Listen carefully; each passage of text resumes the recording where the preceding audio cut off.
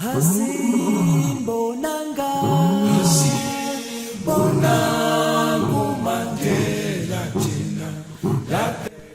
Mesdemoiselles et Messieurs, chers compatriotes, bienvenue dans votre premier numéro de la Chronique du Lion. Aujourd'hui, on est en compagnie de notre camarade général Hannibal Djim. Aujourd'hui, on va également parler du parrainage. Alors, Hannibal Djim, présentez-vous d'abord aux internautes. Salam alaikum, chers compatriotes, je m'appelle Hannibal Djim et je pense que je vais me limiter là. D'accord.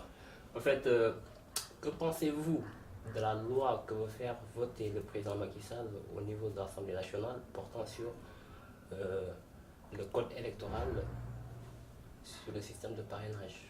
Le projet de parrainage en tant que tel ne me dérange pas. Mais c'est la façon dont nous sommes en train de le faire qui pose problème.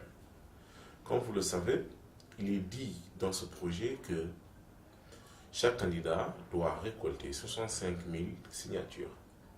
Ça, ce n'est pas un problème. Parce que n'importe quel candidat digne de ce nom peut récolter 65 000 signatures. Mais ce qui me dérange, c'est le fait qu'on puisse dire qu'un électeur ne peut pas signer pour deux candidats. Donc ça veut dire qu'on sait déjà à l'avance qui va voter pour qui. Donc ça veut dire que c'est déjà antidémocratique. Deuxièmement, qu'est-ce qui est fait? Quel mécanisme a été mis en place pour donner au candidat la possibilité de vérifier si l'électeur n'a pas signé pour un autre candidat? Rien n'a été fait. Donc ça veut dire que le président de la République, à qui je n'accorde pas ma confiance, à qui je ne crois même pas à la sincérité de ce qu'il dit, il veut passer par là en fait pour éliminer certains candidats. Parce qu'il suffit tout simplement de dire au candidat que ton candidat a déjà signé pour un autre. Et là, actuellement, eux, le projet n'est même pas encore rentré. Ils ont déjà commencé à récolter des signatures. Donc, ça veut dire qu'ils veulent occuper le terrain. Une fois que les candidats à l'élection présidentielle vont se lancer à la récolte des signatures, je crois qu'ils ont déjà fait signer tout le monde. Et puis, voilà. Ils sont dans ça actuellement. Et ce n'est rien d'autre que du forcing. Donc, selon vous, le président de la République veut porter ce projet-là juste parce qu'il veut éliminer certaines, barrer la route à certains acteurs politiques. Mais, monsieur, si le président Macky Sall avait la volonté politique de moderniser la démocratie, pourquoi il a laissé 47 listes?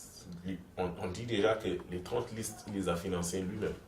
Donc, c'est parce que le mécanisme sénégalais, le mécanisme des législatifs, l'a arrangé. Et là, il sait que la présidentielle, c'est différent. Plus il y a des candidats, moins il est favori. Donc, c'est pour cela qu'il fait tout pour réduire le nombre de candidats. Et même si on veut faire un projet, étant donné que ça concerne tout le monde, il faut au moins un consensus, ce qui n'a pas été fait. Est-ce que le système de parrainage n'est pas mieux juste pour réduire le nombre de candidats? Parce qu'on a vu les listes... Justement, en fait, c'est sa volonté d'éliminer certains candidats. Parce que, comme nous le savons, le Conseil constitutionnel est contrôlé par le pouvoir. Donc, c'est sa volonté d'éliminer certains candidats et il veut faire passer cette loi justement pour ça. Sinon, cette loi, elle n'est pas pertinente. Elle serait pertinente si quelque chose a été mis, un mécanisme a été mis en place pour permettre aux candidats de vérifier est-ce que l'électeur a déjà signé pour un autre ou pas, mais aussi un mécanisme qui permet aux candidats de faire reconnaître que l'électeur a d'abord signé pour lui avant de signer pour un autre. Donc nous sommes dans la manipulation d'élections, c'est tout simplement de la triche. Nous voyons aussi qu'il y en a certaines personnes de l'opposition qui sont pour, mais ils défendent l'idée selon laquelle ce n'est pas le bon moment pour porter ce loi-là à l'Assemblée nationale. Ils défendent que à 10 mois des élections présidentielles, on ne devrait pas tout simplement parler de parrainage, mais au-delà de 2019. Comme tu le sais, ce projet est destiné à faire réélire le président Macky Sall coûte que coûte. Ce n'est rien d'autre. Ce n'est pas parce qu'il veut moderniser la démocratie, ce n'est pas parce qu'il veut que ça se passe bien, il veut tout simplement avoir un deuxième mandat. Et pour ça, il est prêt à manipuler les institutions, profiter de la majorité mécanique qu'il a à l'Assemblée nationale pour faire passer tout ce qu'il veut. Tout ce qui peut lui permettre d'avoir un deuxième mandat, c'est ce qu'il est en train de faire. Ce qui est anti-républicain et antidémocratique. Général, nous notons bien que l'administration en charge des élections n'arrive pas à octroyer les cartes électeurs aux populations. Est-ce que cela aussi n'est pas un handicap, ne pose pas préjudice en fait à ce que les gens puissent parler de parrainage à cette heure-là? Tu sais, les cartes d'électeurs sont disponibles. Mais le problème, c'est que il y a le régime qui a confixé ces cartes. Le régime a confixé ces cartes par rapport aux zones qui lui sont défavorables et aux zones aussi qui lui sont favorables. Donc, là où il pense gagner largement, il a donné les cartes. Maintenant, c'était dans le département de Dakar, à Thiès, où les Sénégalais n'ont pas eu leur carte. Donc, si tous les électeurs, ou bien si 2 millions d'électeurs ou 3 millions d'électeurs n'ont pas leur carte, donc ça veut dire que ce n'est pas pertinent d'organiser les élections. Les conditions n'étaient pas réunies pour organiser les élections depuis les législatives. Et actuellement, ils sont en train de faire la même chose, mais de façon plus flagrante encore voilà, qu'avant. Donc, il n'y a pas une volonté politique du président Macky Sall d'organiser des élections libres et transparentes. D'autant plus que sur les cartes d'identité biométriques, il y a plusieurs erreurs. Par exemple, sur le nom, les prénoms et aussi l'adresse des personnes. Est-ce que aussi, c'est pas tout simplement une des parties qui fait que le parrainage ne doit pas tout simplement être appliqué en ce moment-là au Sénégal? C'est sûr que ça posera problème parce que je ne vois pas comment ces 7 personnes vont faire pour valider ou invalider les signatures. Parce que le temps le temps qu'ils ont pour, supposons qu'il y a 10 candidats. Et dans les 10 candidats, chacun a 65 000 signatures. Comment ils vont faire pour vérifier tout cela? Ça, c'est-à-dire, c'était tout un mécanisme qu'il fallait créer, qu'ils n'ont pas fait, mais ils veulent introduire. C'est-à-dire, c'est un peu mettre les chariots, en fait, comme on dit, les chariots avant les bœufs. Donc, ils sont en train de marcher avec la tête, de marcher avec les pieds. Et ce qui va toujours donner des mauvais résultats et des élections qu'on peut contester.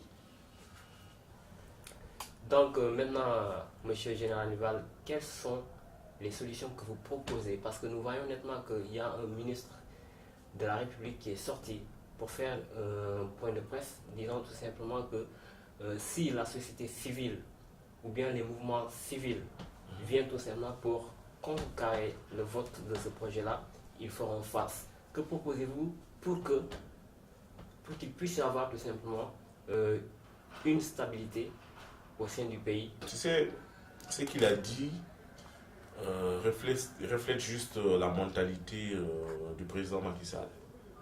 Parce que comment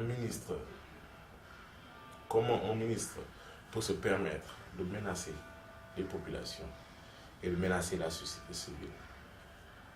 Celui qui a dit ça, c'est peut-être le plus grand bêtisier que le Sénégal n'a jamais eu. Le ministre qui est sorti pour tenir ses propos, je pense que c'est le plus grand bêtisier que moi j'ai jamais vu. En tout cas, depuis que je suis la politique au Sénégal. Ça prouve juste qu'au Sénégal, il n'y a pas la justice. Ça prouve juste que quand on est au pouvoir, quand on est avec la mouvance présidentielle, on peut se permettre de tout dire et de tout faire. Comment un ministre de la République peut se permettre de menacer l'opposition et de menacer même la société civile? Vous pensez que c'est du rôle des jeunes de l'APR de faire face à la société civile ou bien ce sont les forces de l'ordre qui devraient le faire. Donc là déjà, ça pose problème. Ça prouve juste que dans leur façon de faire la politique, il n'y a ni éthique ni morale. Ils le font comme ils le sentent. Donc ce qu'il a dit ne fait que refléter la mentalité du président Macky Sall, qui est en fait son leader. Donc ça ne m'étonne pas, je ne suis pas étonné. Et ça ne me choque pas aussi. Donc vous êtes pour que le jour J, la société civile se lève et que les mouvements se lèvent pour aller à l'Assemblée nationale? Non, moi, tu sais, moi, je suis pour le soulèvement. Je pense qu'il faut même aller au-delà de ça.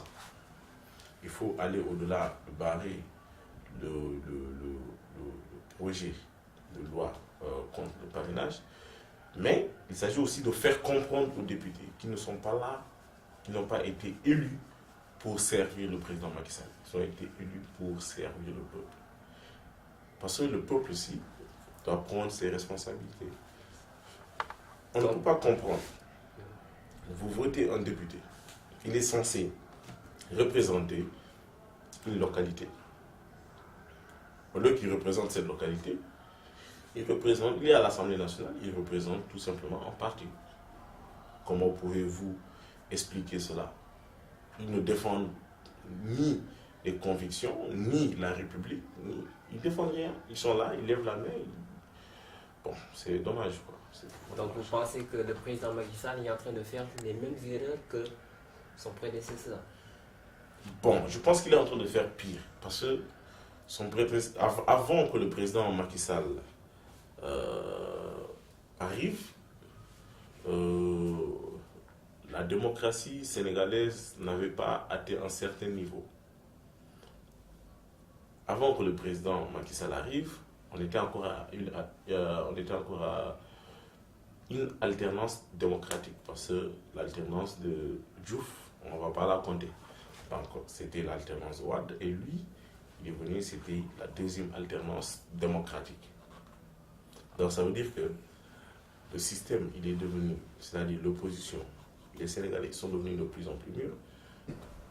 Alors, général, votre mot de la fin, c'est quoi? Je lance tout simplement un appel au peuple sénégalais à se lever comme un seul homme et à faire face, faire comprendre à ces politiques-là qu'ils sont souverains. Parce que la liberté, ça se négocie pas, ça s'arrache. Donc, que la jeunesse fasse en sorte de rester dans l'histoire et surtout du bon côté de l'histoire. Merci. Merci beaucoup. Alors, mesdemoiselles et messieurs, chers compatriotes, on se donne rendez-vous la semaine prochaine pour un autre numéro de votre chronique, la chronique du Lion. Merci beaucoup, Général. Merci beaucoup. Merci. Hasimbo nangu Mandela tina la pekona la pehleli kona Hasimbo nangu Mandela tina la pekona la pehleli kona